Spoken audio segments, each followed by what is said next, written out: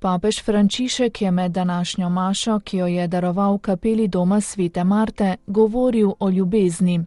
Vsaka ljubezen ne prihaja od Boga, je opozoril. Resnična ljubezen je Bog.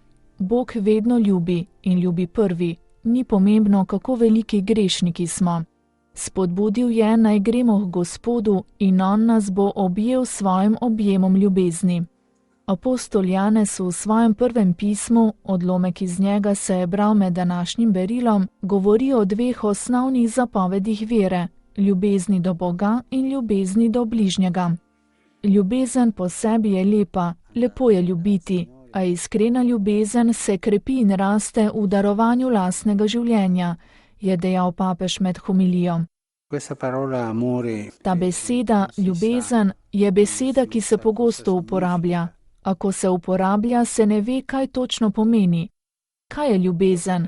Včasih pomislimo na ljubezen iz telenovel, a to ni ljubezen. Ali pa se nam zdi, da je ljubezen navdušenost nad neko osebo, a na to ugasne. Od kje prihaja resnična ljubezen? Kdor ljubi, je bil rojen iz Boga, kajti Bog je ljubezen.